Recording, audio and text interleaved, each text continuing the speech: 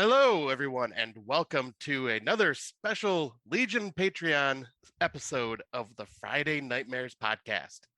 I am one-fourth of your hosting team this evening, Mr. Smoke Show Crawford, coming to you from Swartz Creek in the county of Genesee, in the state of Michigan, in the United States of America, in the North American continent, in the Western Hemisphere, on the planet Earth, in the Milky Way galaxy.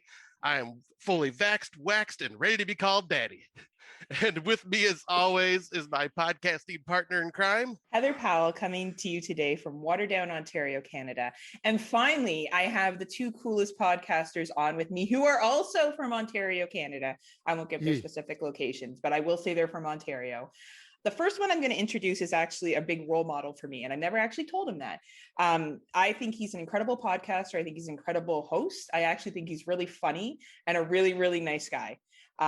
Really, really nice person. I've had the pleasure of meeting him in person. He is one half.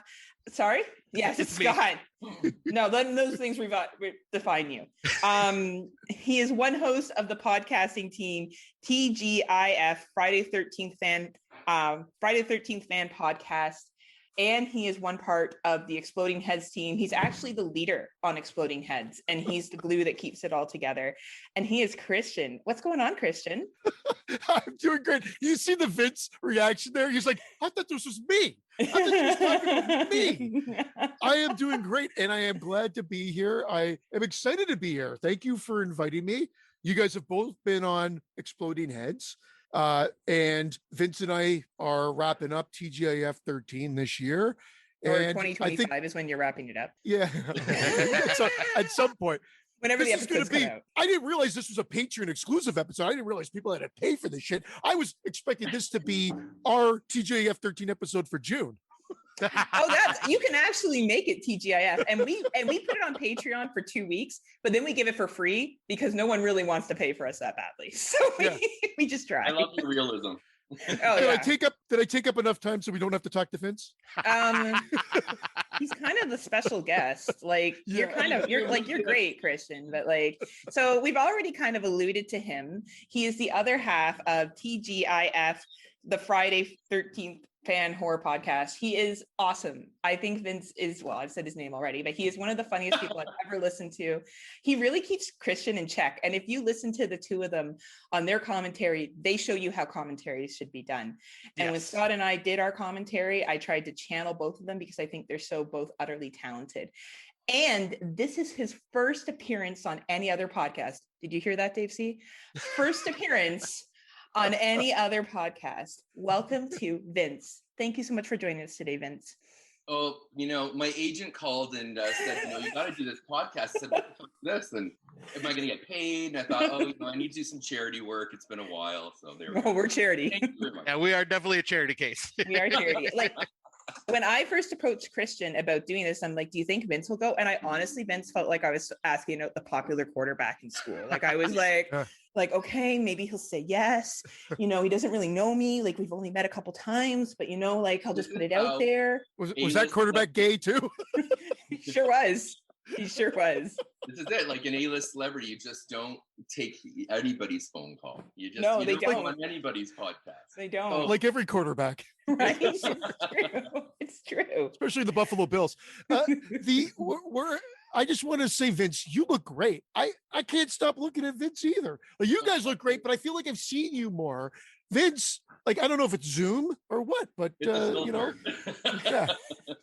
Vince does look great. So any single men out there, you should know Vince looks great, and he's obviously very humble and starts from modest beginnings. So you definitely look at him. Wow, that's a real gun show. Shit. Yeah. I haven't been seen working Christian out with a beard yet either. So Christian, you look okay. Christian does look pretty good for someone who used to go to Sharky's in the 1990s with his best shirt from Le Chateau. This may have been the shirt I wore. So Sharky's is a bar for everyone listening in Oakville. Christian, Vince, and I do live generally around the same area. And I kind of guessed that Christian went to Sharky's when he was younger, and I was right. Like I kind of he looks like a Sharky's kind of guy. I made appearances. Yep, Sharky's was the place. Now it's a condo. So there you go. Yeah, I know, right? I have a question. Both of you guys went to Brock University. Did you guys go to Big Bucks? Was Big Bucks a thing? Yeah, Big Bucks was around. Yeah, Big bucks. and then it turned into. Didn't it get called not the hip? I think it turned into the hip or something like afterwards. Like the All I Tragically know Hip. is the names just changed of all these bars It was after a while. Viper Room, and then it became Big Bucks, and then That's what the Viper Room. Well, I went to Big Bucks as a young Heather. We could have maybe been there at the same time. I would have been 19 and just super happy to be out of the house. And that would have been like, Yeah. I would have been 2002. We were the ones smoking on the dance floor. Remember that when you could just Yes. yeah. Blows away. Yeah. So I know we've already kind everywhere. of talked. Sorry. And he's still smoking. Both of them are smoking right now on this podcast, along with Smokey Scott. It's just one big smoke fest. I can barely see them all. Well, it is the smoke show, remember? Right? So if you guys don't mind, we just wanted to give you a chance to maybe talk about how you met and started podcasting, like the Cole's Notes version, Christian. Like, break it down. But maybe Vince should tell the story. mini one. And then maybe how you started your podcast together and why you're breaking up now. We'd like to know that too. Vince, it was very cool. Vince and I went to Brock to get not together. We met. We were in film. First year film, we kind of knew each other. Second year, it got whittled down to the core group, 15, 20 people. It seemed like it really whittled down at that point. We headed off. We shared the same love for horror at the time, especially I guess at that point it would have been 80s and early 90s horror. And horroring, yes. And then nice. I also share that love. The rest is history. We moved in together in third year with two girls and lived together and made a couple of movies. That sounds weird. But yeah, it does. Yeah, those are my kind of movies right there. Movies. Apartment, the basement room. I'm gonna talk a Human Centipede. Yeah. Totally different movie. Totally different like movies, which we still have to this day. And then kind of after school, not lost contact. We kept in contact for a bit. We kind of lost contact. And it's funny because he lived 20 minutes down the road. Yeah. He needed a break. Sorry. We were still hanging out for a few years, and then for some reason, just life took us in one different direction. And then Facebook brought us back together. When Facebook was fun, not this Facebook. So when Facebook was actually meant to just connect with people and not judge everyone's life. Okay. And I'm like, I miss those Vince, days. I haven't seen you in a while. Like, where have you been hanging out? Woody's. Well, that would answer. And then Chris was married. There's my answer right there. Yeah. I love how the local jokes are happening right now. And poor Scott's like, yeah, this is funny. We're all like, right over my head.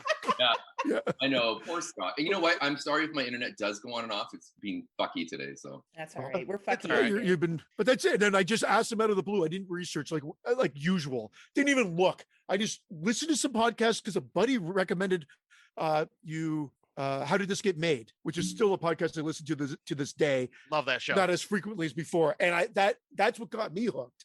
And Bloody Good Horror, I think. And I didn't think nothing wrong with the show. It just wasn't my cup. I'm like, I want more. I like the camaraderie, but I don't necessarily, the show's not entertaining enough for me. So then I just said, hey, why don't we do one dedicated to Friday the 13th? Didn't even look if there was other shows initially. Came up with the name. Yeah. And then we just, the rest is kind of history. We recorded into just regular old earbud microphones, like these things that you used to get with your iPhones or still get with your iPhones. That was the microphone we recorded into. Wow. So we were really close. Yeah. Did you share one? Is that what you were doing? All joking aside, we did have to, because if you remember, I would record it on my phone. He'd record it on my iPad, but the downfalls were too close and it was overlapping the sound or whatever. So I just ended up with just scrap it. And then I just have it hanging. Do you remember? We just had the microphone kind of hanging off and then we just That's amazing. And we were you know what? You made it sound really good, Christian, for recording like that. I've listened to a lot of your episodes and I thought the quality was always there. So you were an editing master. Because episode 1 through 6 still has me oh God, they sound horrible now. This microphone has been the staple since. So well, and I just got my own fancy microphone too this year. I feel like a real podcaster now. Yeah, you can kind of see it, but not really. I'm still a bum, still using the headset. Yeah, it's because you're in Michigan. Michigan's true. But it works. It does. It works. Okay. I never even knew that was it. Even when we recorded, when you came on Exploding Heads, I had no clue it was a headset one that you had been using. Oh, really? Yeah. Yeah, that's Yeah, what's that's so cool. funny about it. It Yeah. does have That's some cool. weird feedback that I got to edit out once in a great while, but other than that, it's not too bad. Well, your editing Yeah. skills are really good too, Scott. Well, thank you. I want to do a quick switch back over to these two and talk about your sausage eating. So there's many times in your episodes that you guys have sausages when you get together and you talk about them. Like you talk about through the episode, you'll be watching the movie, you're like, damn, we ate a lot of sausages. Fuck yeah, man, we had a lot of sausages. Do you still both consume sausages together? Like, is this a part of your friendship? Together. I'm just wondering, asking for a friend, hashtag Scott Crawford. Yeah. So I'm just Yeah. asking, you know. I think Vince was sausage free, other than like the human sausage. I still eat sausages, but I haven't seen Vince now in well over a year. It's been a year and a half, probably. Maybe hashtag COVID. February of last year. Yeah. Yeah. Unfortunately. I've bought a few sausages. I don't have an indoor. I don't have a balcony, so I have an indoor barbecue, whatever it's called, grill. So they don't taste as good. Barbecue. They don't taste the same. Yeah, we Okay. call it barbecue here. Shut the fuck up, Scott. Dave C's not here to defend you. All right. You I don't know wanna I fuck am with on my the own three on of this us. one. You are Yeah. an island, my friend. An island of non-baked milk. And you know what we're not doing? Fucking miles. Everything's in kilometers and Celsius. So you can shove it, Scott, if that's what you want to start measuring. All Science. right. Science. It makes me Scott's feel like, bigger in I've centimeters, looked, by Heather. the way. I got no, I have Heather. no problems here. Don't be treading on my freedom birds. Freedom bird. I love it. My rats. My rats. My rats. All right. I remember back in the day, a girl said, "Oh, you know, like the average penis size is 7," and I'm like, "What, centimeters?" And she's like, "No inches." I'm like, Prepare to be "Centimeters makes me feel disappointed. better." Yeah. There's nothing like honesty in a relationship. Yeah. Right? Like you just might as well know what you're getting into. But on all joking aside, really, thank you so much for the two of you being here. I absolutely adore both of you. I've had the privilege, as I said, of meeting Christian in person, and I meant what I said, Christian. You are really a role model when it comes to podcasting. One of the nicest people I've ever met. And Vince, I really hope I get to stalk you and meet you one day. That's the plan. I was kind of upset that you didn't come out last night, but I'll find you. You have to remind me. I'm a day-to-day person. Okay. I'll be like, Vince, come get drunk with me tonight on the patio. I'll meet you out. Awesome. And when Yeah. Scotty comes up here, which is the plan, hopefully we'll be able to all meet up together as well too. For sure. Because Scott has Yeah, that never would be been awesome. to Ontario, Canada at all, but never been to Ontario. So we're going to go to Yep. Niagara Falls. We're going to try to get through Nightmares. I've never had the guts to go in it. Have you guys been to Nightmares at all? Oh, I have Nightmares Yeah. and Screamers. If Screamers is still Yeah. yeah. I want to go. I'll come with you for that. Oh yeah. Oh, hell yeah. Christian, Yeah. do you want to come or like? I'll is the come. family Clifton gonna Hill, be man. down? Clifton Hill is the place to go. They may come too. Who knows? Yeah, Like, bring if I your, told bring him your we're going to kids, haunted actually. houses. Bring little Christian. I love little Christian. He's really funny. He's like you. He may not want to go through the haunted house. He might be freaked out. No. I have video of passing by Screamers holding Jocelyn. I think Keri was holding Jocelyn in her arms. And the music alone, she's like, no, no. We still have that video to this day. And it's great. And we just put it on to Tormentor every now and then. Well, that's good, right? That's how you keep your kids in line. That's how it works. What were you going to We're say? going to go to Scott? Screamers. We Right. got this great thing where they take the picture. I don't know where it is in there of everyone's Yes. reaction to something, and it's hysterical. It's my favorite part. Right. And they charge you and then 50 we can bucks put for that it. up and we'll charge people because Vince will be on it and he's famous. So we'll see how much money we can Sign get. the picture, Vince. Sign the picture, Vince. But yeah, I'm excited you- to actually make it out there. Like, Ooh. because let's see, what was it? March of 2020, I actually got my enhanced license so I could finally cross the damn border, and then the borders shut right the And then frick fuck down. you, COVID. That Yeah. happened, right? So I've been Karma. planning this trip for a while, and it just keeps getting pushed back and pushed back. And now Heather and I are just like, yeah, it's gonna happen. Oh, we joke someday." about the borders opening all the time. Like It's all the time. license. You guys Right. never heard of passports? No. Well, Whoa, Well, Christian, well, you we know can- better. we can get passports as well, but in Michigan, enhanced licenses only cost $45, and we can drive across the border of Canada. We can't use Oh, an perfect. airplane or go on a cruise ship to Canada. But so if I wanted to do those, I would have to get a passport. think But anybody- since Yeah. but since You I don't got wanna like an take a hour and a cruise half ship. drive from the border, I'm like, screw it, $45 to be able to cross the border with my car. Hell yeah. Yeah, you're really close Nice. to the border. It's true. He doesn't live that far away from Detroit, but far enough, thank God. Yeah. So- Heather But- slammed in cities. he lives near Flint. Yep, I do. Oh. Yeah, I live near. See, we're all Flint. like, Where's your Yeah. third eye? Is it like in the back of your head? Or something? Yeah, I got it back there. I got my hair growing right now because it started showing again, so I had to let my hair grow out. But now, thankfully, I am like out. I'm on the outskirts in a different town, and so the water and everything's fine here. But it's like in the city of Flint is where all that shit's happening, which is like 15-minute drive from my house. And ironically, Flint and where I'm from, Hamilton in Ontario, are those twin city, sister cities or something? Yeah, that's what Heather was telling me. Yeah. Yeah, I thought you told me that, Heather. I told you that? Oh, yeah, I told you that. The assholes of each country. Makes sense. Makes sense, right? Like, that's okay. That's okay. But there are armpits, and that's all that matters. So anyway, we're not all just here to shoot the shit. Like, this is the most longest opening we've had for Patreon because like we're all funny and we all went sorry, in, like, guys. No, this is great. Yeah, this I is love like, it. Brandon wasn't this fun, Brandon. So today we're going to be talking about our top 5 Canadian horror films, our personal top 5. So this obviously isn't, we didn't all get together and have a debate which ones are the absolute best. Our rules are very loosey-goosey for this. We don't even fucking have rules. We don't give a shit. If you think it's a Canadian film and it's one of your top ones, who are we to judge? We'll just judge you off air to each other. Exactly.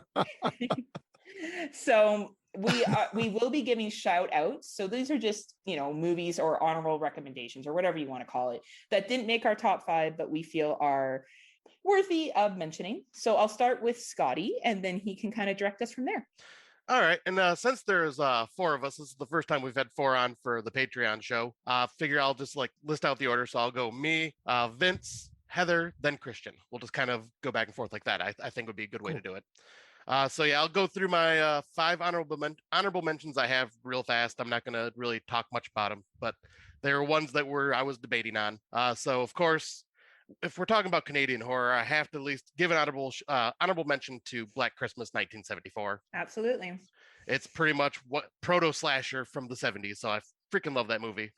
Blood Quantum from last year. And just because I enjoyed the movie, and this is from an American perspective, and when I got a chance to listen to the Fresh Cuts episode that you and Moods were on, Heather, and hearing a lot of the more like in-depth details of what this movie was really about, like really fascinating. Like how shitty we've treated our indigenous population, yes.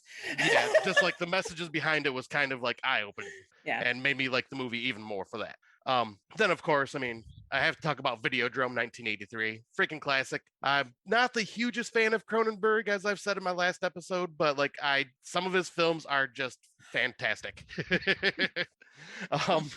Then, of course, I've touted this film forever too. The Void 2016. Just freaking love it.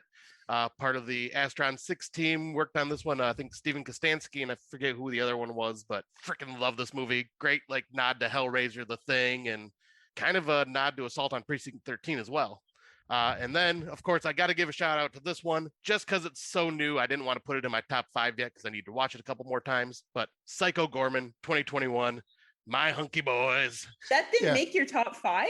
Nope, just because it's I can't wait to hear your top 5. Like, Yeah. an honorable mention list. And that's my full top 5.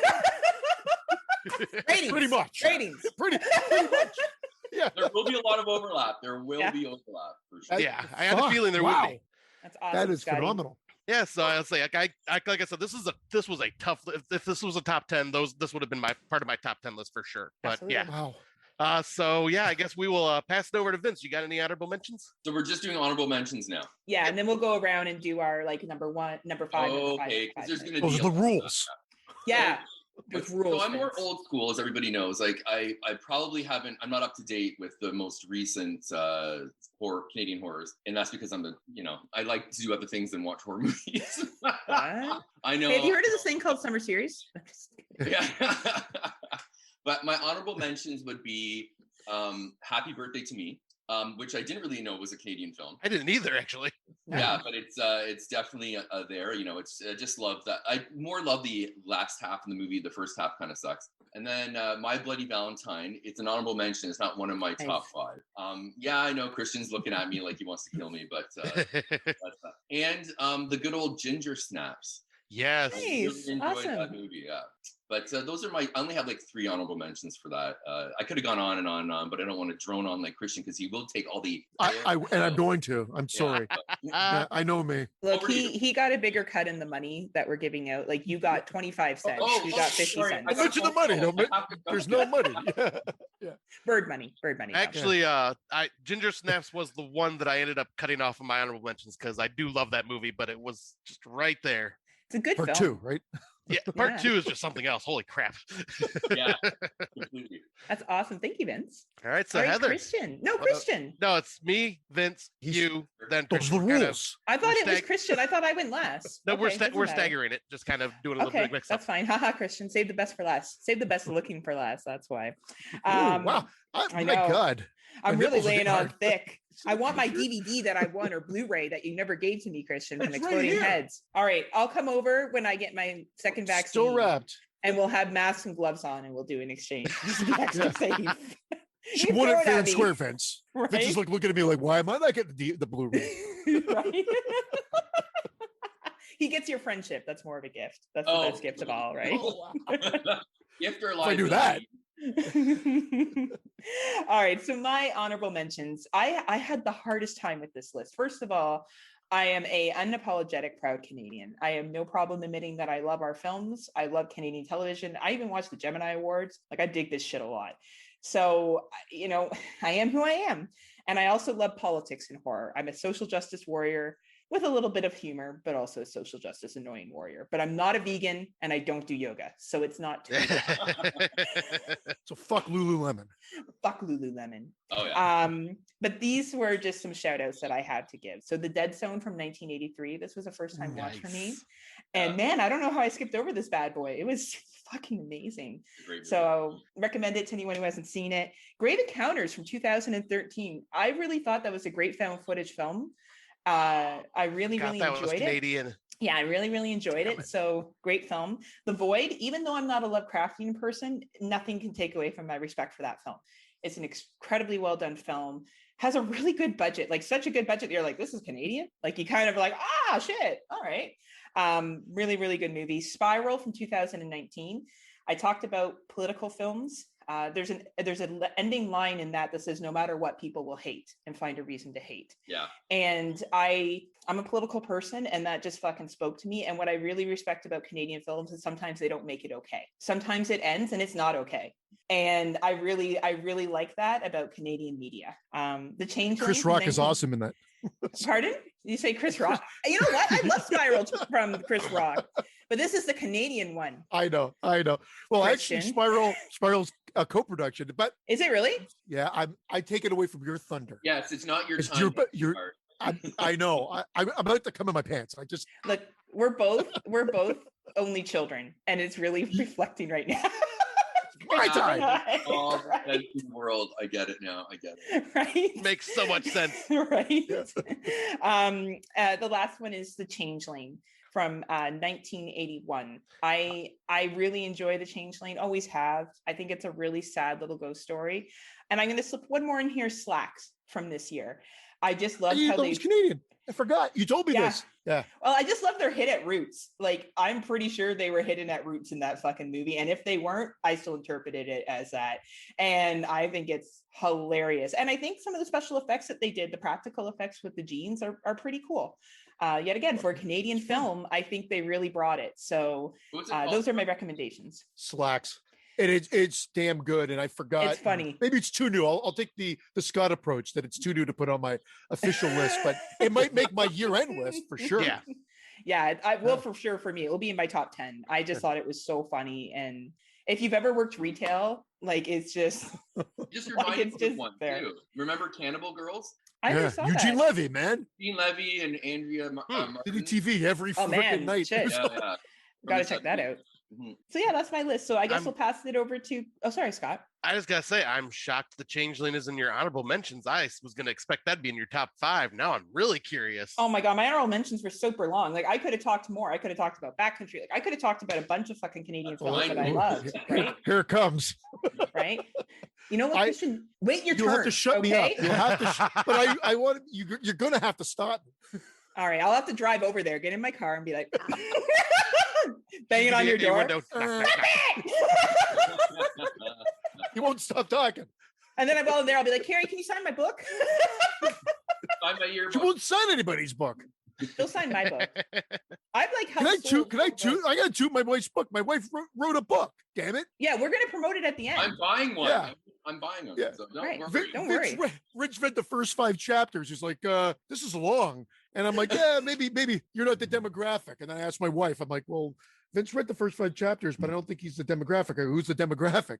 She's like, well, pretty much anybody that has a cock in his mouth. And I'm like, well, then he's a demographic. But a teenage girl thing is like, I'm kidding. I'm joking. I know. I'm sorry. But I can't Segue. Well, I wrote- here's the thing, Keri's Canadian, so I'm going to clarify that I read the like pre-edited version. You did. Oh yeah. You read like I don't even know what draft you read, but it was pre-edited. And anyway, we will get into it now because it's about Canadian horror. Yeah. And like she'll kill me if I don't mention it, but it's not now. Oh, we're mentioning it. She's an up and coming Canadian artist. Was the Changeling your last one, or did you say you're sneaking one more in? I snuck Flaxen. Oh, Slacks was the sneak. Yeah. Now it's your turn. I got nothing to say. Again, this was great because I actually challenged myself. I didn't watch 24 fucking movies, but I watched a handful of movies to try to bring me up to speed with some of the ones I've wanted to watch that I missed. And I'm going to give a shout out to Adam McDonald as a director. Both Backcountry and Pie Wacket are great Awesome fucking movies. Yes. They didn't make my overall top 5 list, but I can't wait to see what else he does, because those 2 movies alone, I didn't see that Home Sweet Home one. So I still have to try to track that one down. I think that was his first, maybe. I'll have to go back and check it out, but I showed it to him. And now, of course, the actual honorable mentions. I am going to shout out that French movie that I feel like is underseen, and it's 5150 Elm's Way. It's that French film. I really like this movie. I think it's escaped, and a lot of people have not watched it.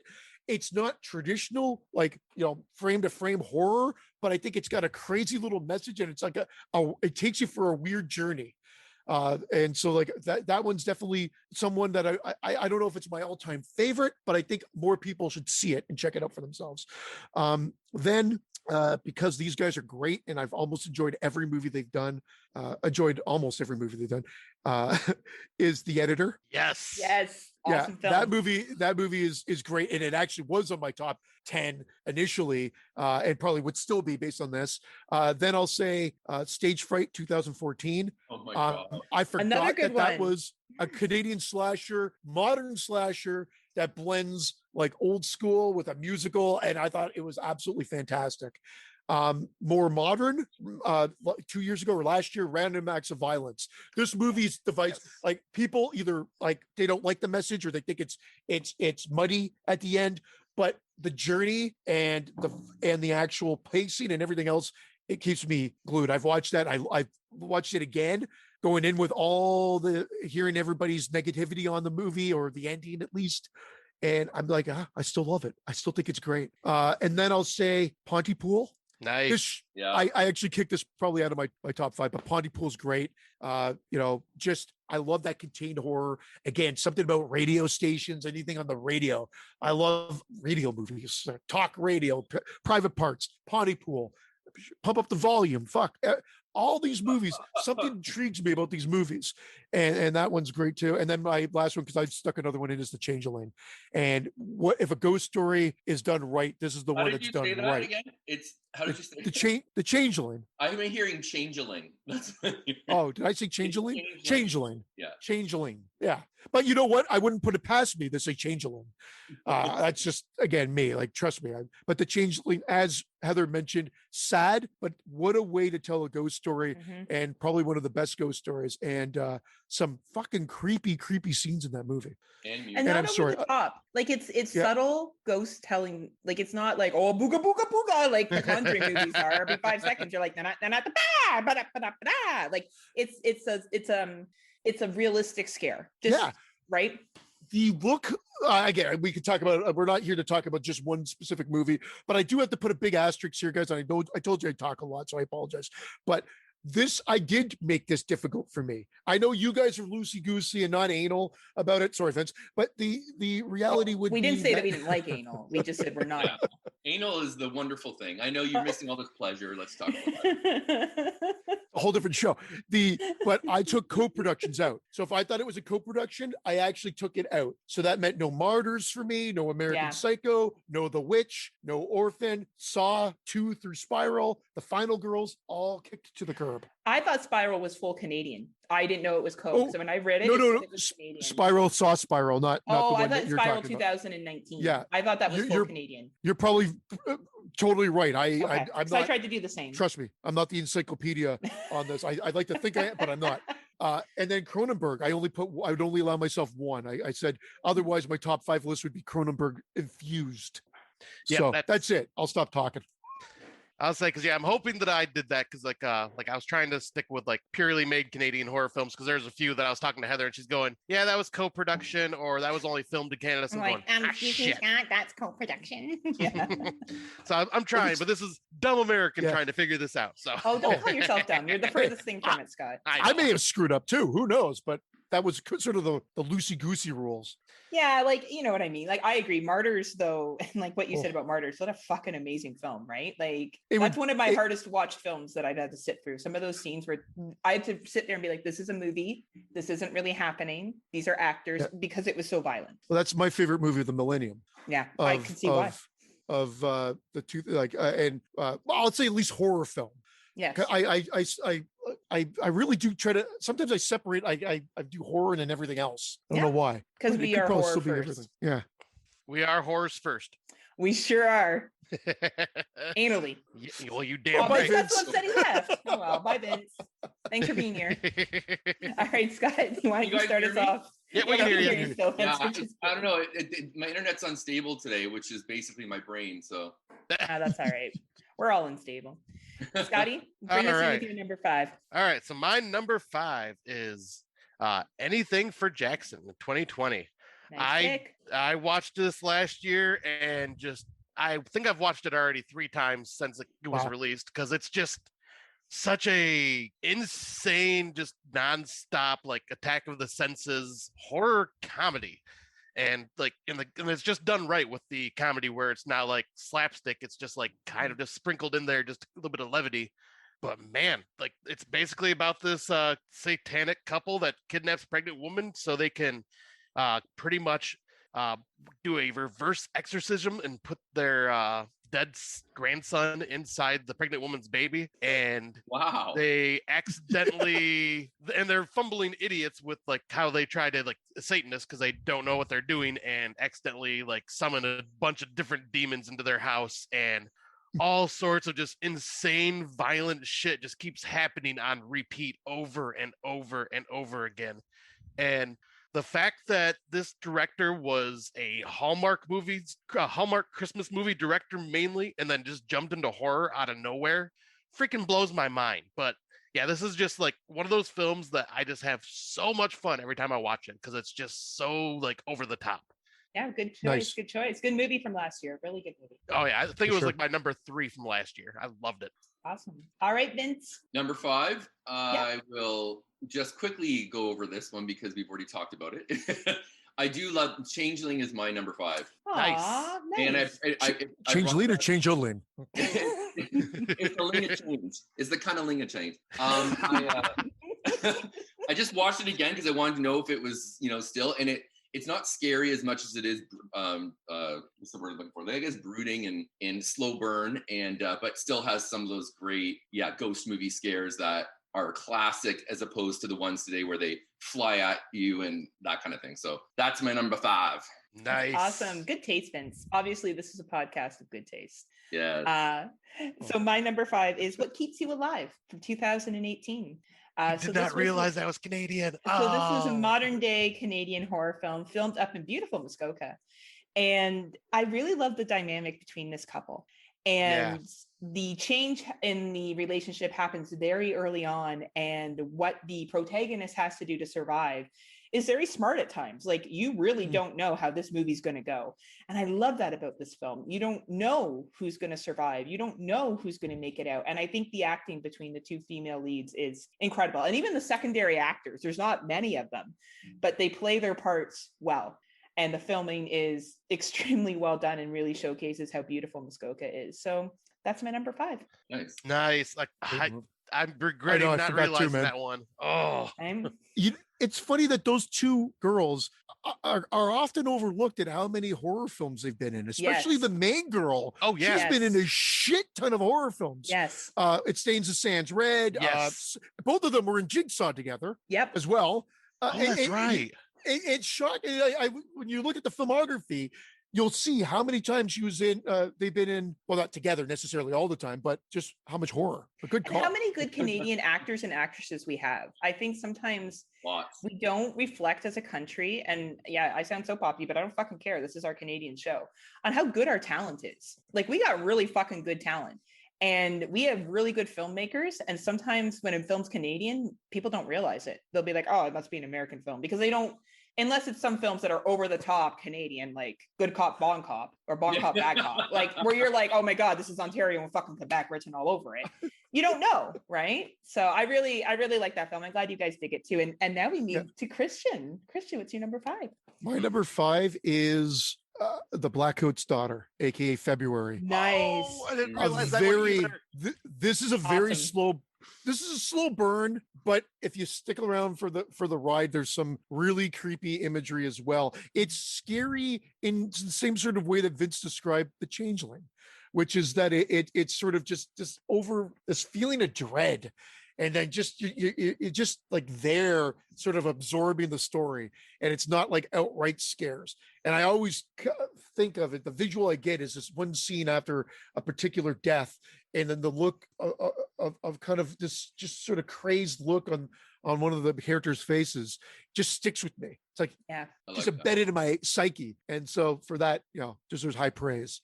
A high quality made film. What a great freaking movie. And once again, I'm kicking myself. I'm going to be changing my list as we go, apparently. No, don't, because now we're just showing of all the good films that are available. Exactly. Right? I'm not changing anything. I haven't watched half of these, so don't worry about it. Poor Vince is like, my God, what's been happening in the last 20 years of film?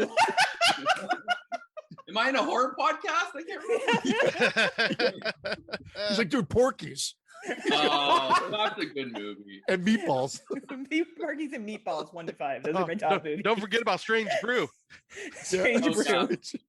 Canadian bacon. This is what I love. I know you're making me want to watch old corny movies. All right, Scotty. Sorry, you go ahead, Vince. No, I was gonna say there's some really dark Canadian films like Incendies. Have you ever seen that one? No. Oh, that is it's French, and it is probably the most mind fucked movie you'll ever see. It borders on horror because of the grotesqueness of the acts of the people, but it's a very serious film. So Incendies, I'll send it to you guys after. Nice. That's awesome. Cool. Thanks, Vince. You're welcome. Thank you. All right. So you want me to jump into my number 4? Sure do. All right. So this one was mentioned in the honorable mentions as well, and that is Pontypool from 2008. Nice. Yes. I just watched this like at the beginning of last year when we were doing our first time watches, and I've heard so many people talk about like, you need to watch this, you need to watch it. I'm like, yeah, I'll put it on my list. Never got around to it. Finally sat down and watched it, and I'm kicking myself for waiting so long, because god damn, this movie was just incredible. I even was catching some of the Canadian references with was it OTP or OCP? OPP. The OPP, yeah, you know me. No, that's not the OPP. You done with OPP? Yeah, that's right.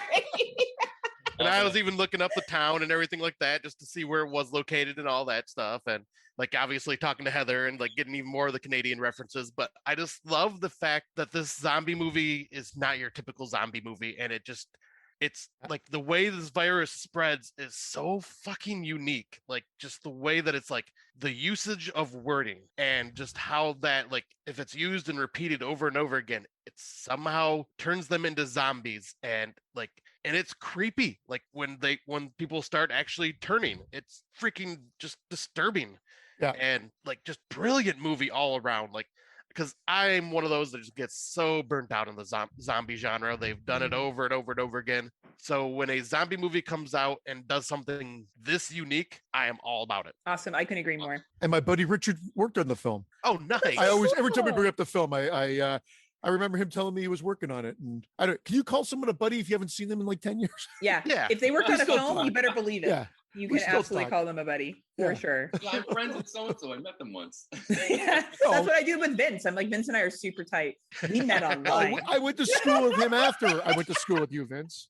I know him from school, but yeah, he stayed in the industry and worked on that film. That's so awesome. You got to bring it up. Of course you do. And another buddy worked on Ginger Snaps. And Oh my I told God. the story before, and it makes me Wow. very upset. I was working the night. He called me. He's like, "Hey, want to come down? We're hitting a werewolf with a car tonight." I'm like, "I'm working." It's like, that sucks. And I missed Damn. seeing that being You shot. know, you have all these friends. You have no excuse for that Exploding Heads movie not to be made yet. Yeah, exactly. Just saying, Yeah. Christian. They want to be paid though. Yeah, that'd be a problem. That's true. I mean, you can't just get a box of Timbits and some coffee and call it a day. Well, Yeah. These are Heather and I could be free talent. Just saying. That's right. Super good here. So Vince, what's your number 4? We're on 4. Yeah, 4. Okay, I'm going to talk fast because my internet just does not want to cooperate today.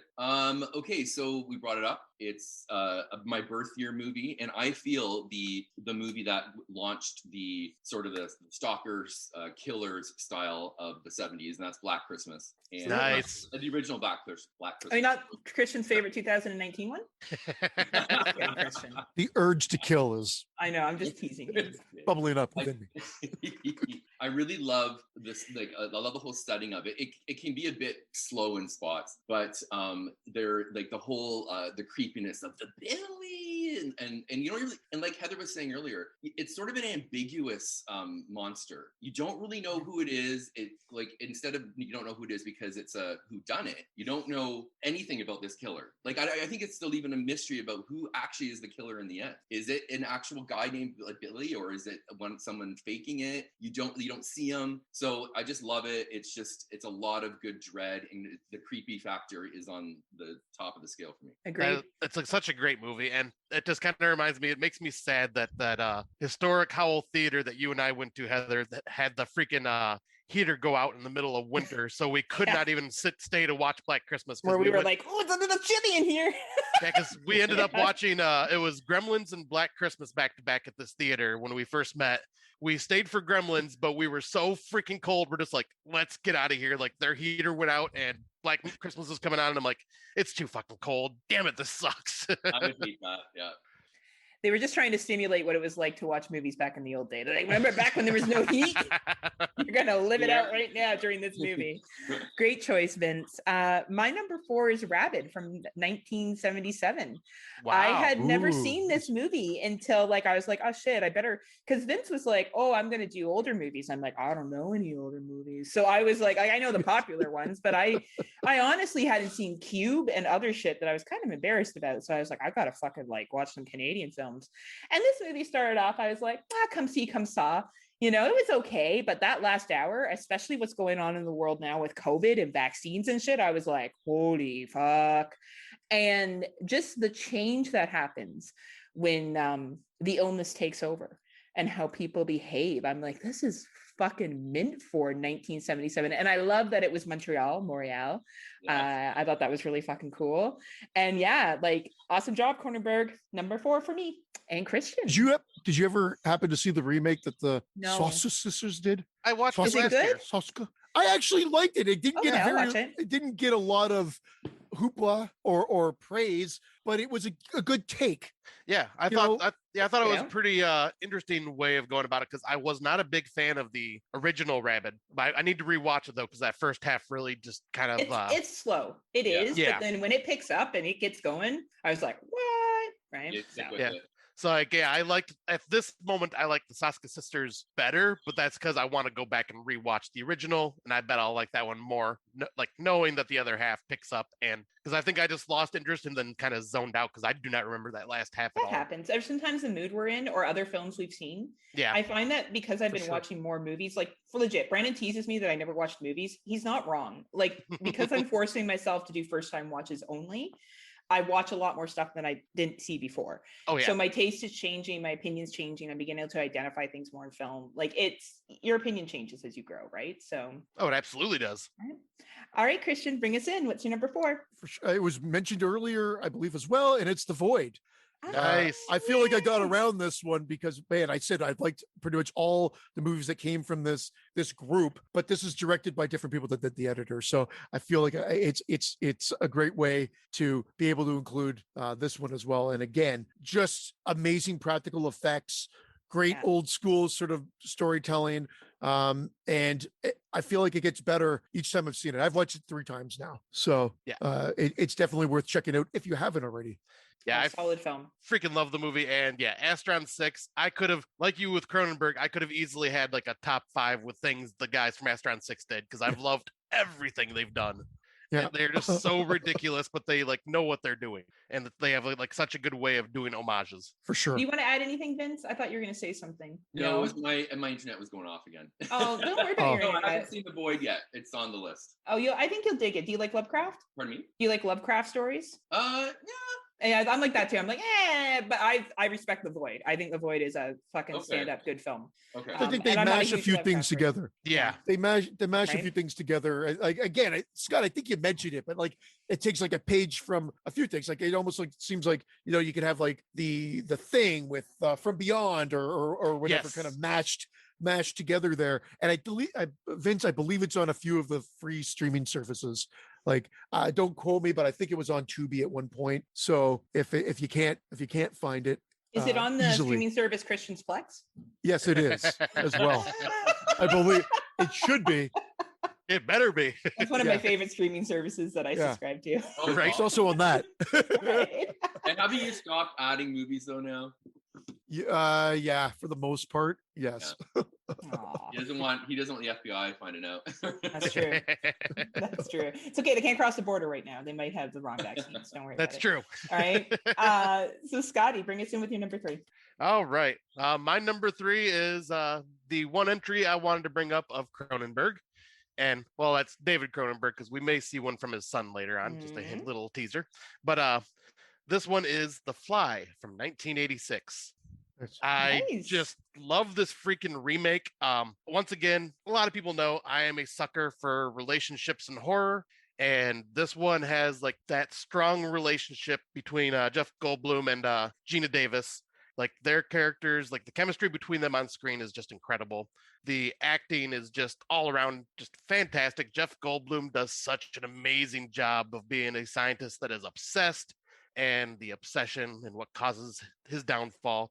And then, of course, we just cannot talk about this film without the freaking body horror. Like the body horror special effects in this are just some of the best I've ever seen. It is so gross, so just freaking awesome. I've loved this movie ever since I was a little kid. Scared the shit out of me when I seen it with my parents. And since then, I became obsessed with it and watched it like over and over and over again. I get it every single time a new copy of it comes out. This is just one of my favorite Cronenberg films that I like. It was either this or Videodrome, and this one like just pushed Videodrome out for me. That's awesome. I love the scene at the end. I'm always yelling, "Shoot him in the head, bitch! Shoot him in the head!" Like I get really mad at that scene, and the scene where there's a snapping of a wrist grosses. Yeah. Like I saw that, I was like, and I still like it makes me uncomfortable when I see it. So great choice, Scotty. Thank you. I don't want to go off script here, but we might as well because we can. I don't want to talk about it again. But The Fly is my number 1. Oh, nice. Yeah, nice. Number 1. You just went off script. It's off script. Look, he's the star of the show. He's allowed to. I talked to his agent.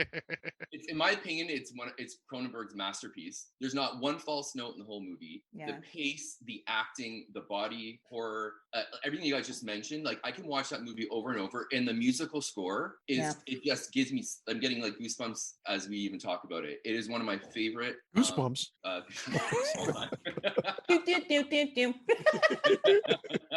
Is Goosebumps Canadian? I think it is, isn't it? No, it's not. But you might as well leave now. What? I don't want to go off script here. Here's my number 1. Hey, I still got other ones, so I could go to number 2 for my. You can swap them around. Yeah, you can switch them around. You got a 1B. I got a 1B. Well, there's always really good ones. That's an awesome choice. I couldn't agree more, Vince. Like The Fly upsets me, and that's how you know it's a good film, right? Oh, like it upsets me. Film. Oh my god, Right? I love it. Yeah, so Almost as much as Christian upsets me. Just kidding. I'm just kidding, Christian. You don't upset me. Oh, that skunk. Christian's my favorite head. I just wish he could edit Brandon out of all the episodes, and then it would be even better to listen to Exploding Heads. It'd be a lot of editing. Can you imagine? She's sweet talking me, but we know Brandon's her favorite. It is. I stalk him. And David's the least favorite. Yeah, I'm just jealous of Dave C. I just want to be Dave C. That's why. If only I had the cult of C and Junior, like my world would be unstoppable, right? Like, True. Honestly, have you heard about Junior, Vince? We'll talk to you about him after the show. You may want to meet him. Vince has not heard of Junior. Oh boy. We'll talk about Junior later. Boy. Yeah. So is it my turn? I guess. Yeah, I got so sidetracked. So my number 3 is Blood Quantum from 2019. Nice. I thought this was a great take on the zombie genre. I do like how it focused on an Indigenous community. I call it Indigenous. I know different communities want to be called different things, but as a fucking white chick, I'm just going to say Indigenous. And I love there's a scene in it where these white people show up with a blanket to an Indigenous community and they kind of look at them. They're like, well, we have this blanket. And they're like, are you fucking kidding me? And I think that's really funny. Like, I think there's some comedy in there that I'm like, clever. Cheers, movie. Cheers. And I just think the whole build up to it and why, certain people are immune and certain people are not, it was just really well done and high quality filmmaking. So if you haven't had a chance to check it out and you enjoy zombie films and maybe want a different take on it a little bit, Blood Quantum 2019. So nice. And Christian, sorry, Vince. To the washroom. Sorry. What was that? Sorry. I thought Scott was taking us to the washroom for a second. He does that. No, we were talking about number 2. So he's like, you guys got to see what I'm working with, Vince. I'll say we're on our number 3. I was about ready to go make it number 3. But my dog was getting ready to get. No, that is what we get when we're excited. Okay. But no, my dog was acting up, so I had to go take care of him real quick. I had to go take care of him. I saw an American shotgun on the wall. That shoot first, ask questions later. Yeah, yeah. Right. Let me rephrase. Let him outside. So Blood Quantum was. Oh, sorry. No, go ahead. I was going to say about Blood Quantum. That was the movie that we were supposed to get together with Heather with last year, Vince, and then we just ghosted her the whole time. I goosed her, but we ghosted her. And remember we said we were thinking of doing it, and I asked, hey, would you be interested? And you're like, yeah, that should be good. And then a year went by. It happens. Yeah, it happens. Keep on top of Christian. You have to. I realize now after listening to your show more, it probably isn't an appropriate movie for that show, especially with circumstances that have come out as of late. You probably don't want to use that movie. Let's just stick to cheesy slashers. Yeah. And my 3 has been mentioned twice already, and that's Black Christmas. Nice. 1974, you motherfuckers out there. So like that, again, proto slash, or actually we could even say that this is the beginning. This is the start. I agree to say slasher. Yeah. And this is where you get all the sort of start of the tropes and everything. Absolutely creepy. Great cast. The slow parts don't seem slow to me as much as they did even 2 years ago, 3 years ago when Vince and I did it on the show. We were kind of making fun, but then we were getting invested in while we were watching it. We go, Vince, we got to talk. We got to be talking about this movie, but we wanted to watch it, and that's what keeps it going. And the whole calls coming from in the house, it was great. And maybe it would seem weird now, or you'd be able to catch on to it now, but back in the day, I don't think you would have. At all. Fantastic. Sorry? About old telephones that just makes your skin crawl when that ring happens. It's all said yes. You said it when in our episode of TJF. You said it's a character unto itself, and I couldn't do. For once, I don't disagree with you. And then glad you remember because I don't. Remember the phone paraphernalia. So anyway, great film, and there's a new fan film out there that's a sequel, and it was well made, and it just dropped 2 weeks ago. I've been meaning to watch that. It's Me, Billy, on YouTube. That's awesome. Well made. It's like 45, 50 minutes. Nice. It's gonna be like the Exploding Head movie one day. Well made. We hope. It will be. That's awesome. I love how the Black Christmas is getting the love. It deserves it too. Like it really deserves it. Oh, it definitely does. So yeah, I guess we're up to our number 2. Scotty, bring us in. All right. So my number 2, I teased a little earlier, but I'm just keeping it in the family. So Brandon Cronenberg's first feature film, Antiviral, from I think it was 2012.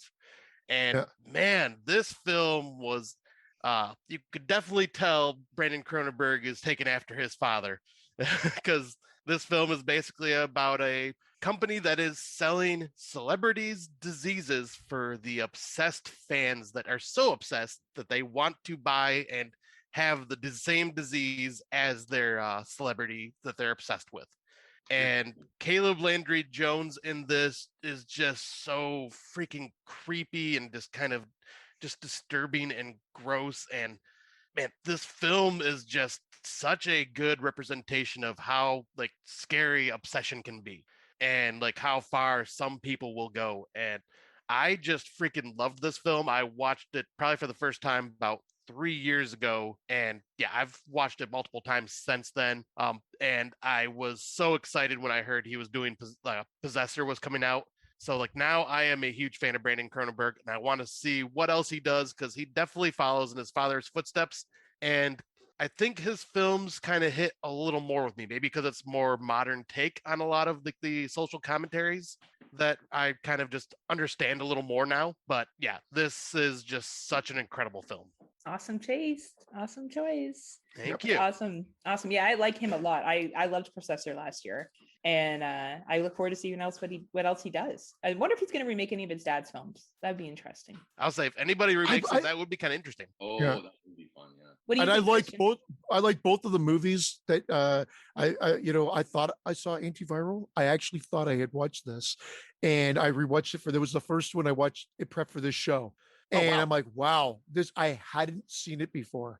Oh, nice. And I was really, really blown away. I've liked both that and The Possessor. I've liked both of them. And I'm looking forward, again, kind of like Adam McDonald, I'm looking forward to what more he could do. Neither of them made my list, but they're both movies to be seen. No question. Yeah. All right, Vince, what's your number 2 or 3? I don't know, whichever one you want to give. Whichever one. The script. That's all right. You want to keep us on our toes.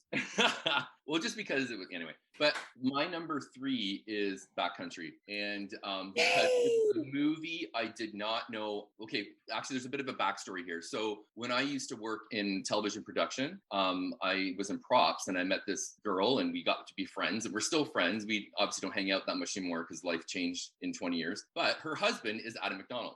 And so I'm really, when the film came out, I was like, okay, I'm going to support, because he's an actor first, and now he's the director and whatnot. And I just freaking loved it. I've never been so freaked out and out of nowhere. Like you could feel the dread starting as they get further and further into the wilderness. And then the attack happens. It's like trying to survive a grizzly bear. It's fantastic. And that actually happened. That happened in Ontario. That's based on a true story. It's modified in the movie, but that happened just outside of Barrie. Like, and I think in the fucking crazy. It was the girl that was the one that was attacked. Yeah. Right. So, and it was a black bear, which they just changed it to grizzly, which is fine. Who cares? Like, honestly, a bear's a bear. Does it really fucking matter, right? Like, if there's a bear, you're gonna fucking peace. I'm a bear, and I'm all people, so right? What's even better? Movie. Sorry, Scott. Oh, that's all right. I was just saying that was a good movie. I just watched it last year because Heather recommended it to me one time, and like when we were doing our animal attack episodes, I believe. Again, I called it out earlier. Great. And the one thing I really do like about that on top of it all is if you go in blind and not knowing the full story or looking at the cover art or whatever, they kind of set you up like it might be a slasher or a killer in the woods or being hunted for sport or type movie. Like they tease you with that that encounter, only then to be like, nope. And then how they bring that back at the end is actually kind of like just sort of like icing on the cake. And that attack is beautifully done. Yep. It is so vicious. And it mimics what a bear would do. Like it's pretty close to bear behavior, right? Like that's why I like it so much. And black bears can get pretty fucking big. I don't know if you guys have been up north a lot, but I've been up to Sudbury, and like I ran into a mama with her cubs once, and it was the fucking scariest experience in my life. I was lucky that it was far enough away that I wasn't a threat, but holy fuck, my heart was, because you're done. Like there's no running a fucking black bear, right? So bring up a good point that it feels very natural as an instinct to them, whereas some of these, like especially these shark movies and stuff, the shark becomes so personal and trying to kill the shallows and all that. I'm like, come on, like seriously. Yeah. So that's why this movie is a little personal. Yeah, right. Sorry. It is scary. It's fucking scary because there's like no rhyme or reason. It just shows up, and it's so well done, and they do a good job with the characters as well. I mean, it both that and I said Pie. That's why I now have to go back and try to find that Home Sweet Home. If that is his first film, I believe it is. You should know. I didn't even realize he was a personal friend. I knew you said you knew him or of him. I didn't realize the connection. I've never met him. I know his wife very well. Like we work together and we're Facebook friends still, and we chat. But that's as much as I know. You guys should do Backcountry and get him on there as a commentary for your final episode. Hi, he's still alive. You want to come on and talk about Backcountry on this awesome podcast? Super famous. You can promote anything you want. Promote everything. I guarantee our 5 listeners will be into it for sure. That's what Scott's cousin always says, that our podcast has dozens and dozens of listeners, and I'm like, dude, if we have more than 6, I'm happy with that. Like, yeah, my cousin gives me shit because I'll be like, oh, I can't come over tonight. I gotta record. He's like, oh yeah, you don't want to disappoint your dozens of listeners. Like, you fucker. Yeah, it's really funny. All right, so I think we're on 2, right? So Vince went. No, I went already. Did I go? Yes. No, I still have to go. Okay, sorry. I'm getting confused now with all this movie talk. Sorry. So my number 2 is Pontypool from 2008. Nice. Pontypool. It's a TVO special. Yeah. Pokeroo pool. It's actually Polka Dot Door. And Today's Special combined. Today's Special. Gonna just start throwing out Canadian references that no one fucking read all about it. Right? I'm just gonna smile and nod. And Scott's like, yeah. So Pontypool, which I had no idea was a real city until I looked it up, and I'm like, what do you know about that? For all the reasons you guys have said, but what I really liked is how the French language was the language that they spoke. I think that was really interesting for a lot of different reasons. But the acting and being able to not show certain things, but still create a fear is some really talented filmmaking. And that's what I love about this film, is that you only get a couple of real examples of the quote unquote zombies or outbreak or whatever you want to call it. But those examples are done well. And the mass amount of people that you think are closing in, you don't necessarily see them, you hear them. Yeah. And you see the characters, you buy into the character's reaction to what is going on. And that's excellent writing, directing, and everything else that comes with it. So Pontypool, if you're listening and you haven't checked it out, please do. Yes, absolutely. Bruce McDonald. Yeah, right. Movie is incredible. All right, Christian, what's your number? And watch Hardcore Logo too. Well, check out every one of his films. It's funny because Brandon, I think, hated Hellions or something like that, and Brandon hates life. And rated it really low. That's another Bruce McDonald movie, but usually he's spot on. But like every director, could have hits. You always have stuff that you like and don't like, but Pontypool is a like for sure. Yeah. And my number 2 is it's My Bloody Valentine. I don't know. Nice. Why I'm dancing around it. Love this slasher film. I actually don't mind the remake. I like the remake. I don't mind the remake. It was a shit ton of fun to watch it in 3D in the theater. I had a blast watching it. But no, the original. This is growing on me so much. I liked it as a kid, but I liked it in the way that, you kind of like some slasher films and never really gave it much of a chance. And then more in the last 10 years have developed more of a life for it. Vince and I did on the show early on. And it just characters, the setting, the gore, the fact that it's been released now with the missing footage that I wanted when I was a kid and everything else. So just you put that all together, and it's just one of the best slasher films. It's the best East Coast film probably that's ever been out there. I've never seen a more Eastern Coast film than that one. Itey bo, and out to the fishing rod we go, and out to the and tons of moose head at every frame. Oh my god, moose head's not in the frame. It's shocking, but it's such a fun, great slasher. And the characters are lovable. I love the characters. Like even like the secondary ones that you're like, man, I actually don't want anything to happen to you either, random dude that keeps showing up in the scene. Like it's really great in character development of a big group of characters. And Christian, you've talked before about having too many characters. And I feel like this is a film that is able to have a fair amount of characters, but does it well. Yeah. And Vince mentioned Happy Birthday to Me. That's another one that Mhm. has a shit ton of characters. And those are two great, like if you see the slasher films that Canada produced, a lot of the top contenders are there. Other than the Friday the 13th, Nightmare on Elm Street, and Halloween's. I'm talking about like the ones, the offshoots are typically from Canada. Yes. At least the good ones. And then like Happy Birthday to Me being one of them. And of course, My Bloody Valentine. And I think they do juggle the secondary characters well. And they make people likable as opposed that you want them to die. You have Axel and TJ, like they actually have a scene where we've got a problem here. We both like the same girl and they want to deal with it. And you kind of like feel bad for both of them. Yeah. And they do a good job with that. And the fact that you're saying this about a slasher movie script, I think says a lot about it. Absolutely. And the delivery of it. And I just always love how it's so East Coast. I honestly, whenever time I fucking watch that movie, and I've been to the East Coast, and I'm like, this is so fucking like, and I think it was filmed in New Brunswick. I feel like. Yeah, they're in Nova Scotia, but you're right. Is it New Brunswick? Oh, Nova Scotia. Okay. Don't again. I think it's It is Nova Scotia. It's Sydney, Nova Scotia, because Sydney. I lovingly recently took over that territory for my work, but because of COVID, haven't been able to travel. And I snapshot where it was filmed because I said, when I go out for work, I'm traveling out. That's really cool. Locations of the movie. No question. No question. Amazing. Yeah. It is such a good baller. Yeah. World traveler. That is an excellent choice because that is a great movie. I didn't put it on my list because I knew that at least it would get talked about once or twice. I had a feeling. Good point. Like that in Black Christmas, right? Yeah. Well, here we are. What we've been waiting for. Our number ones and Vince numbers 2 or 3, whichever one he's going to say. We already know what his number 1 is, which is The Fly. In case you didn't hear it earlier, excellent film. So, Scotty, bring us in with your number 1. All right. So Heather probably has an idea because I haven't brought it up yet. But my number 1 film, this is another one I had to go with for Astron 6. It's The Editor.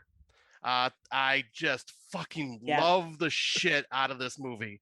It is so goddamn funny. It's an homage to every Italian horror film out there. Like if you've seen any Dario Argento or Lucio Fulci or just any even like more obscure Italian directors, like you will get a lot of these references. Like they show a lot of love and care. It spoofs the Italian genre, but at the same time, like gives it love as well. Like every actor is Bella. Bella. But like I love it because they're Canadian and they overdub their own voices with their own voices, which makes it even better. Oh my God. And they just overact the shit out of it. There are so many quotable lines. That's an excellent penis you have there. Yeah. You're just the editor. just the editor. I mean, and you got Udo Kier in there just playing some crazy mental doctor, and just everything in this just clicks for me. I'm like, as a lot of people probably know by my taste, I love the over-the-top ridiculous horror with comedy, and this one has it in spades. It's over-the-top violence, tons of nudity, and it's not just, oh, here's a bunch of naked women. It's like, no, here's naked women. Here's naked men. We don't care. For me too. Yeah, I'll say. Yeah, like it was like just my cock. Yeah, it was equal opportunity. Right? And who doesn't? Exactly. Who doesn't? Love it. And yeah, this is just, I could go on and on and on about this film. I freaking love it. And like I said, I could have made a top 5 of just Astron 6 or movies that the parts of this team have done because they just know what they're doing. I freaking love them, and I can't wait to see whatever else they decide to do. Awesome number 1, Scotty. Awesome. All right, Vince. Well, since I fucked it all up, this might bring it back because this movie, I can't get enough of it. I will always watch it, and it's become such a cult classic in my mind, and I think for everybody else. And it also spawned one of the only Canadian sort of franchises that have gone on to 4 films. I think I know what you're gonna say. Yep. Prom night. Prom night. Everything is all right. All right. Lynch's prom This doesn't vindicate you. night. But we got Hello Mary Lou, Prom Night 2, Prom Night 3, The Last Kiss, all Canadian, but they got more comedy. But yeah, Prom Night is amazing. Everything about it. I know there's huge flaws. I don't like some of the kills either, but because probably the rating or the gore that they couldn't master back then or whatnot, even though the ending is pretty good with the chopped off head. But yeah, just a great movie. The twist, it's the brother all along. I don't know how else to say it without sounding like a spoiler. Yeah. Anyone hasn't seen Prom Night. Never seen it. If you haven't seen it, shut off this podcast and go watch it. Come back to us later. Definitely. Oh, I just watched it last night. My synapse blew. I cracked it open, watched it, and it's so much fun. The biggest critique that gets is that here's another slasher that really the slasher doesn't start until like the 55 minute hour mark almost of an hour and a half movie. Yet in this case, it works. Somehow they make it work because you get that giallo type killer at the beginning and LA or whatever. Like, but also the little girl dying at the beginting too kind of gives you that immediate shock, and then you're getting over that, and then yeah, this is one of those films that like Heather knows this about me. I wasn't gonna say anything, Scott. Well, I disliked the movie the first time I watched it. I watched it again the second time, and I'm going, all right, I'm liking it a little more. And then we watched it for our prom episode, or no, it was we compared it to the remake. Yes, that was our remake episode. Yeah. Nothing like the original. Watching it on the third time, I freaking loved it. I think it just took some getting used to because there is really no slasher part to the film till the last 25 minutes, and it's the characters that keep this movie going. Like, I really just got invested this last time, and it just kept going up and up every time I watched it. Leslie Nielsen. Leslie Nielsen. Him disappearing. That's the only thing. I almost wish they just had one bookend moment with him showing up at the end. Because I understand why they did it, to kind of be like a red herring, no question. But then he just doesn't show up at the end, and he still gets top billing. He went to go play on Airplane. That's why. Yeah, right. I got a piece, guys. I got a lot of movies I got to make. Exactly, right? Now, Scott, have you seen the Prom Night sequels? Because they get funny. Oh yes, I loved Hello Lou, Mary Lou, or Hello Mary Lou. Prom Night too, Yep, and then I was kind of surprised Christian's not upset that we didn't bring up Prom Night 4. I thought Christian didn't like Prom Night 4. No, I'm the one that likes it. Yeah, he's the one that had it in his top 50 slashers. I will never live it down because I did leave. It's a good slasher. Again, I like it. It has everything you need in a slasher movie. It's a little slow, but I guess I was trying to shine a light on it because it gets universally hated on. Yeah. And I'm like, what? Why? So I think I pushed it there, but then I did keep off some of my ones that I would normally go back and revisit more so than that. So that was my misstep. But yeah, I like Prom Night 4. I'm not afraid to admit it anymore. Yep, and same. I like Prom Night 4. I think it's fun. Yeah, the only one I was not the biggest fan of was Part 3. And that one was Part 3 is a little over the top silly for me personally, but I still think the series is fun, right? Pardon? Super corny, Part 3. Yeah. Part 2 is like they took every horror favorite and tried to smush it into one movie. Yes. We've got Nightmare on Elm Street. We've got Fright. It's everything. It makes me laugh. Yeah. I feel like they had a pretty good budget for that one. I feel like they had a lot of money. Well, I think Part 1, the first one and Part 2 are the only ones that made it to screen, not direct to video. I think direct to video started. No. Part 3 was in the movies or the theater. Really? Yeah. In the movies. At the show. At the show. At the Burlington Mall Cinema. That's exactly. Jackson Square. Yeah, Jackson Square Cinema, which is still there. Which are beautiful now because they redid. Right? Nice. They were like, let's do this bitch up and make people want to come here.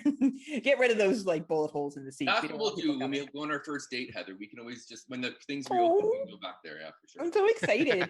You hear that, everybody? Vince wants to go out with me. Finally, the gay quarterback wants to go out with me. Yeah. Right? I'll take what I can get. So I guess, it's my turn. Yes, so, what is your number one? Ravenous, 2017. This is a Beck film. And holy fuck, was it emotional. Like, this movie went in, grabbed my heart, and squeezed it out of my Heather chest the entire time I was watching it. The characters are believable. How they react is believable. There's an ending scene where someone makes a sacrifice where I kind of represented with this character because she's made a lot of choices that I have made. I don't have children. I'm not married. And my career has been my focus for a very, very long time. And I kind of really represented with that and some of the choices she makes. And holy fuck, is it a good film? Like, holy fuck, the French, man, whether it's Quebec or whether it's France, they fucking get to you. They don't care. They don't hold back. They're like, you like it? No, you don't like it. You're gonna look. You want to look? Look. Like it's that's how they roll. And this movie, if you gotta like subtitles or no French, but it's totally worth it. And I believe it's on Netflix still. So check it out if you haven't had a chance to. Also based on the zombie genre. You had fucking 2 zombie movies. I'm a zombie fanatic, and people are like, "Oh, zombie movies are getting tired." And yet we've had some of the best in the last few years. Yes, we have. They just keep reinventing or giving us something new, whether it's from South Korea or whether it's from Canada. And we get some of these and that just tells you it's all about the way they tell the story. Exactly. And that movie was fantastic. What was the other Canadian zombie movie that came out that same year? I swear there was 2. I'll have to look at my list. Are you thinking of Cargo? No, that was on my Canadian. list. I think that was UK. Yeah. I love that as well. Maybe that is what I'm thinking of, which I did love that movie. The Girl with All the Gifts, was that Canadian? No, that was another one that came out that year. I think that was a Park Chicken. Okay. Rick, I'm gonna have to but yeah, that movie's great. Good pick. Awesome. Thank you. Yeah, I love it. Vince, if you haven't had a chance to watch it, it's a really good film. Yeah, because this is one I have not seen either. On my Netflix list. So yeah, it's worth it. Honestly, like watch it before. Hopefully, it doesn't get removed from Netflix anytime soon. Because sometimes Netflix is sneaky. Oh. You'll be like, I'm gonna watch that movie, and you go on, you're like, what? Yeah, exactly. If it's a Netflix original, I know it'll be there forever, so I just don't bother. True. I'll put it on the list and file it away, but I know that if it's not, I'm like, oh shit, I should watch that. It's true, right? Yeah, because this is one I still need to see actually, because I remember you watched it last year and you were like really like surprised by it, and I meant to get to it, but I never did. I will tell you right now, if you had Scott, I know you, this would have been on your list. That's how good it is. Okay. Like that's how good it is. So, and now we saved the best for last for the boss. Christian, what do you got? Well, like for I us? said, way too many. You've noticed that there hasn't been any Cronenberg films mentioned yet. And you guys have mentioned, all of you have mentioned movies that I love. I mean, whether it be The Dead Zone, which is fantastic, The Fly, which is a fantastic, Rabid, but it's Videodrome. Videodrome's my number one. Nice. It's one of my favorite films ever. I always feel like I pull another piece out of it. Vince and I studied it in school. Remember, it was one of our projects. Farewell to the flesh, Christian. It's just always from that moment. I think that was my second or third time seeing it in university. So it was like a movie that I had watched it once as a kid, and I know why I wanted to see it. It was one of those movies that was previewed on a show that my dad was watching, maybe Entertainment Tonight, but which doesn't seem like it would have been on, but it was something like that show. And I remember he's like, Christian, don't come in here. And I remember seeing the something coming out of the TV and being intrigued, but being kind of scared. And my dad was trying to, protect me because I was young at the time. Even though when that came out, I was 9. I was 9 years old. My son has seen worse than that. But it was just a preview on TV. But I was definitely a scaredy cat kid. And I remember just having this impact on me then, and then realizing what movie it was later. But anyway, the film itself is great. Pull something new from it every time I watch it. My all-time favorite Cronenberg film, and it deserves to be seen. If you haven't seen it, check it out. Kind of a hodgepodge of genres, but I don't think anybody would argue that it can't fit beautifully into the horror genre. Awesome film. It's amazing. And ahead of its time in special effects. Ahead of its time. And in storytelling, I think, and in themes and everything else, which Cronenberg kind of was. Yes, he was. Absolutely. I keep saying that every movie was like kind of like an expansion upon his original idea. Oh yeah. Like you got Shivers or They Came From Within, and then Rabid, and then Brood, and then Scanners, and then Videodrome. They all feel like they could have been starting kind of as some sort of remake of one another, if you will, just building upon the ideas. But I'll bring something new to the table each time, not just rehashing. And his films are always loaded with like a lot of social commentary too, which is just great. Yes, exactly. No, I remember, Christian, it was remember before City TV became City TV, it was Channel 78 or something like that. And then it was Moses Neimer who used to put all these sort of like blue movies at night, horror movies. And that's the first time I saw Videodrome, because, it was like being able to watch a scary movie on TV. Come on. And this is like 1983. So it probably been 84, 85 when it came, but this was actually the preview. preview. You know, when they do those like new from Horror Master David Cronenberg, it was like a sneak peek, but not the trailer on TV. That's what it was. So it could have been 82 even, but I just know that it was before release, and I wasn't into horror at that time. It scared the shit out of me, which is again why I always say I'm fascinated now, because it scared me to death when I was a kid. Well, and now your son can sit through things like Serbian film and Solo, and he's absolutely fine, right? Yeah. He's like, come on, Dad, this isn't rough. Yeah. Oh, please. Good boy. Jesus, Christmas. Those movies, I like fun in my movies. Yeah. My movies need to be, there's got to be some element of fun. And if not, then I'm like, why the fuck am I watching this? Not to promo our last Patreon, but we did top 5 uncomfortable films, and we watched those 2 movies. And, you know, for shock value, they're great. If you want to be shocked and you want to see how far someone can push a limit and gross you out, that's fine. But when you look at something like Videodrome, which is gross in parts, like there's parts that will make you grossed out and uncomfortable, but there's more to it. Yeah. It's more than just shock cinema. There's a story behind it. Yeah, there's substance. Right? There's substance. And I think that's the biggest difference, right? My least favorite type of subgenre is torture horror. Yeah, I don't like torture. I only got to Saw 3 and I was like, you know what? I don't want to do this anymore. You got to revisit those though. They're silly. They are really the millennium's answer to Friday the 13th or stuff like that. Yeah. It delivered. I agree. Like the first time I saw them, I could kind of take or leave. Saw them, take or leave them. But then ultimately, they grew on me, and I actually like the series now. Them and Hostel is another one. All three are worth checking out, but 1 and 2 are definitely. Which one with the girls get revenge on their kidnappers? What's that series called? I thought you were just talking about. Pardon me. The girls get revenge on their kidnappers. I Spit on Your Grave. Yeah, Spit on Your Grave. There's a few of them now, right? Yeah, and then there's like it follows one of the characters for a couple of films, and one talks about her trauma, and it's a very interesting take on it. So that's going to be our films. I piss on your grave and then I shit on your grave. We're doing a little spin-off. Coming soon to follow up the Serbian and Solo. But it's literally just Brandon taking a massive dump on someone's grave. For an hour and a half. It's like an Andy Warhol experience. It's very artistic, you know? It's just, and it's going to get a Criterion release as well when it's done. Yeah. What they're trying to say about society is that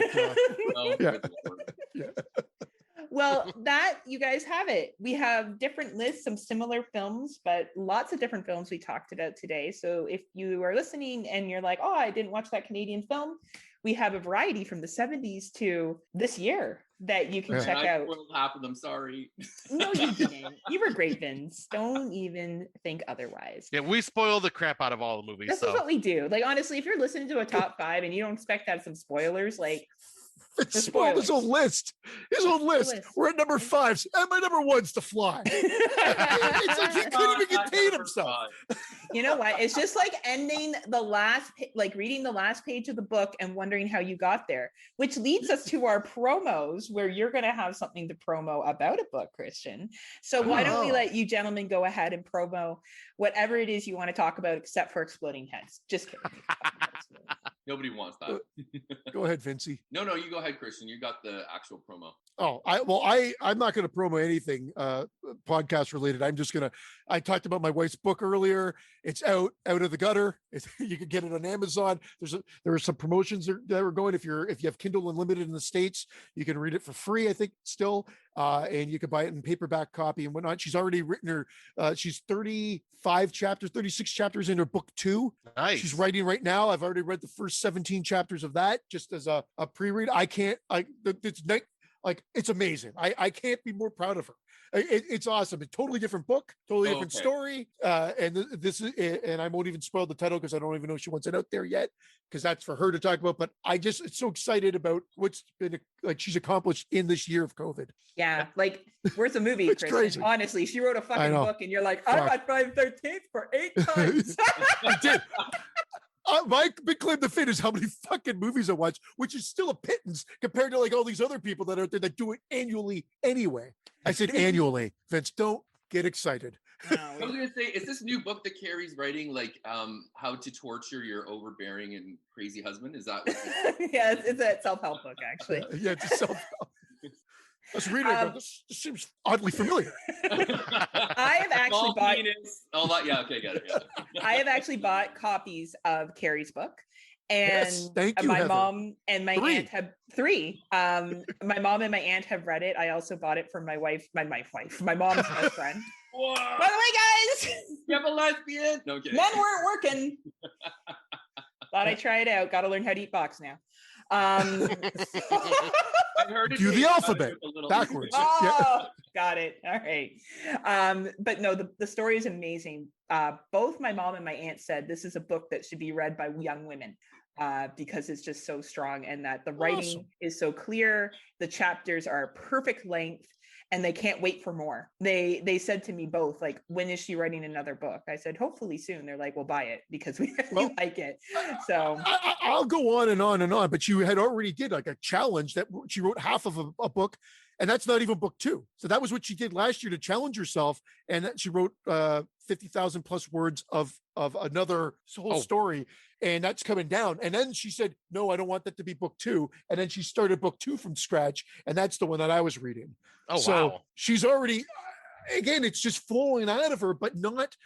But it's so good. Like, I'm blown away. Now, I'm not an avid fiction reader, to be totally honest. Neither am I. I more read like nonfiction. I'll read like how-to biographies, that type of thing. And so this is now, he's still learning. But that's why he taught me the alphabet trick. No, now I say spell AstraZeneca, forward and backward, forward and backward. That's what I do. Yeah. How to find the G spot. Okay. Yeah. I've been looking for fucking ever. Google Maps does not help me. He's like, is it under the bed? Is it in the cupboard? I found my G spot. Does that count? Yeah. Yeah.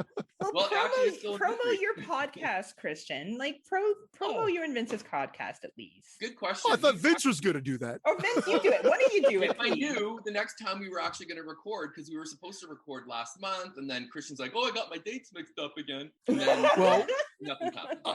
I did want to. This is how my mind worked. We weren't going to keep it consistent. Then we missed May, so then we thought June. Well, here we are already, June 19th. Am I allowed to say the date? Because now I'm stamping. Oh yeah, it. You better get this episode out whatever fast. date it is. Yeah. So now I don't think we're going to do June because, hey, we've been on your show, and thank you for having us on the show because it's been fantastic. Absolutely. So that will be June. So maybe July now, but I've got every new show has guests on it. That's the thing. So I've already got the guests lined up, and I have no problem saying it. We've got Dave Radone, who was like listened to us from day one. Paul Stevenson. I love Paul. Nice. I heart Paul. I heart Paul. It's going to come up, yes, and I told him that you do, and that you brought his name up on I think our show, and so he agreed to come on, and he says he has to dust off his equipment. I'm like, Paul, he's got a great voice. He's so fucking funny, and he's like his dry humor is out of this world. Yeah. Like, and he's from Buffalo too, or North Tonawanda area too. So he's close proximity, man. And then Lacey and Dan were going to join us for Scream 4, but Vince wanted to do that one next. But I'm like, well, with 5 coming out in January, we should probably push that down the road a little bit. Yeah. So again, with I'm talking so fucking much. You guys are supposed to stop me. Well, I just want to know why I soon, come back. soon, didn't I have the highest number of views when I came on the show, or was that when the show kind of tanked? You know, honestly, you were a great guest. Yeah. You were a great guest. It's all been very even, Steven. Preston to Francis, I think got well, I think now Preston's was good and yours was right there, right below it. I love Preston. But I mean, I know I can't beat Preston. I listened to Preston the whole time, like make a movie. That was me the whole time, like like if Vince and I had been on there, like Preston, you're the best. Preston, you're just so good. Can we just talk about you for an hour and a half? Yeah. He's great. He's so like easy going too. Sorry, man. What's going on? We're gonna be fully, vaxxed and waxed in a week or so. So why don't we get together in July and actually do a real one? Yeah. And fuck guests. You mean no? We can have the guests on, but then we make it easier. I want to be the next guest. I'll then. come by and I'll drink and film you. I'll come with the camera and I'll be the production support. Yeah, there we go. Okay, so you got to do the lighting just right. Okay. Yeah. And I'll So have the it's that- sausages when we're there. We'll both be double vaxxed. We could do it live. We could eat sausages. It could be old school, but we will have I can't not have the guests on now because I told them, oh my God, we're gonna have guests. So we'll stay true to our word, but we'll finish this off the way it should always been. That's it. Awesome. That was a very long plug for our show. Well, and you deserve it. And also, there is the Exploding Heads podcast. We plug this show all the time on our regular Never heard feed. of it. It's full of these. There's 3 sexy stallions. And let me tell you, I just watch it because I've replaced my Pornhub watching with the video. That's all I need is the 3 of them. You guys are on video now? Yeah, they're on video. They're on YouTube. I watch the YouTube video all the time. Basically for everyone's facial reaction to shit because it's really a supportive friend. That's all. Right? So for $3 a month, $3 a month American, $4 a month Canadian, you can get access. You can get access to this awesome show. Brandon, Christian, and Dave had amazing chemistry. They always bring the knowledge, bring the humor. Christian is an amazing editor. Please, if you're not already supporting them, what are you waiting for? Sign up for Patreon, Exploding Heads today. If you're already listening to Legion on Patreon, all you got to do is search Exploding Heads and add them to your queue as well. So that being said, if you are a Legion Patreon, thank you so much for supporting Legion Network and listening to the show. We will continue to release this on Legion first, on the Patreon, first, and then our regular feed, but eventually we will not do that, we promise. So we're gonna stop putting out for free and you're gonna have to put a fucking ring on it. So that's right. A cock ring for me. A cock ring for Scott. Took the words out of my mouth. And the cock. Scotty, was there anything you wanted to add before we say goodbye to the good people? Yes, I just want to say thank you, Christian. Thank you, Vince. This was a freaking blast. I'm so happy to work with both of you guys. I'll say, because I've worked with Christian before and I've wanted to work with Vince, and finally getting to meet you, Vince, is fucking great. I'm hoping we can actually all 4 of us get to meet in person someday and have some drinks and have a great time. So I'm looking forward to that. And yeah, love you guys. This has been fantastic. Yep.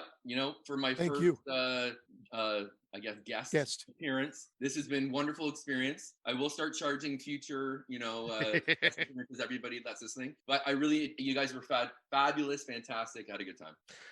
Awesome. I'm so happy to hear that. Awesome. And yeah, thank you. No, I have to say thank you because the last time when Scott came on our show, it was a blast. You've been on TGAF, Heather, and you've been on Exploding Heads. Yeah, I get around. So True. So thank you, and thank you for having me on as well too. Oh, absolutely. Like I said, I was so excited to get invited to Exploding Heads and actually get to work with you. And I was like, because I've talked to Brandon and Dave like quite a bit. I didn't get a chance to talk to you much. And then when we finally did that show, I was like, hell yeah, this is great. Get to finally talk to Christian. Yeah, you went on solo. They can't even take me one-on-one. They need another chick there because they can't handle it. Like Brandon just doesn't want to reveal our love for each other. And I was going to say, because that's because if it was just you, Brandon would not stop just harassing you the whole time. I know, because he's obsessed with me. Like, not to, like brag he is obsessed. He is. I'm like, you're obsessed with me. He's like, I'm not obsessed with you. I don't bring you up at all. And then I listen to the show. Yeah, Heather. Constantly.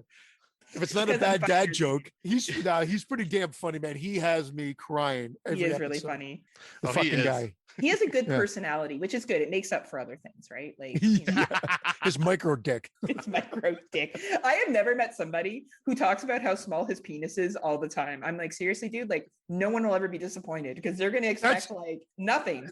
I think maybe I told him this. I go, you got it. If you set that expectation low, like I think it was even the last episode we're joking. Like, oh, I got a small dick and I come quick. Dinner? You lead in with that, you got no problems moving forward. You put it all in there. And really, who needs this to last for hours? We all got fucking shit to do. I don't need to bang for 3 fucking hours, all right? Like, let's get this shit done and get to some nachos, all right? As long as we all get where we need to get to. Because I've been starving myself the entire day. Right, I've been starving myself so I look good when we fuck. Now I want to go eat. Like, all right? This is how it is. Hashtag 38, hashtag honesty. But seriously, gentlemen, thank you so much for joining. This has been such a pleasure. If you aren't super offended by the end of this episode, listen to us on the Friday Nightmares podcast. You can listen to more of Scott's smoke showness and his 1-800 number that he's starting. That's right. Got that sex line getting it lined up. He's got his tube top ready to go. So thank you for listening. Thank you to Vince and Christian, and we'll see y'all next time. Bye. Bye, guys. Bye.